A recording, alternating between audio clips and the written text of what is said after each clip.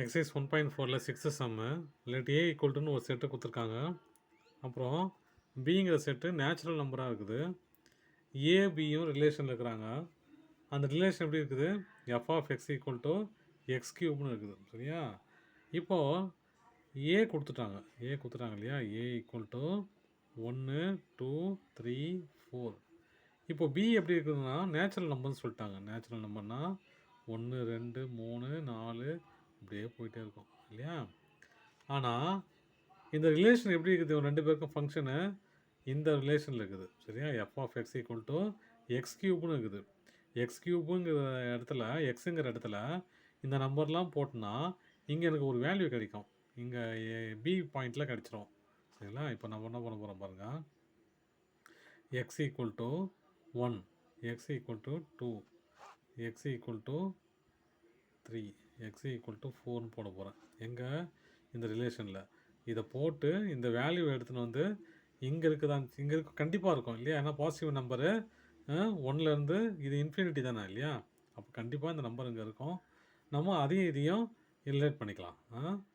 F of 1 equal to 1 cube equal to 1, f of 2 equal to 2 cube equal 2 into 2 4, 4 into 3 4 into 2 8, f of 3 equal to 3 cube, 3 into 3 9, 9 into 3 27. அப்புறம் f of 4 equal to 4 cube, 4 into 4 16, 16 into 4 64. அப்போது இந்த set எப்படி இருக்குது அப்படின்னா b equal to 1 8 27 64 இவங்களோட மட்டும்தான் இவங்க ரிலேஷனில் இருக்கிறாங்க இல்லையா? மற்ற நம்பர்லாம் இருக்குது, இருந்தாலும் இவங்க நம்பர் எப்படி இருக்காங்க ரிலேஷனில்? இந்த மாதிரி தான் இருக்கிறாங்க.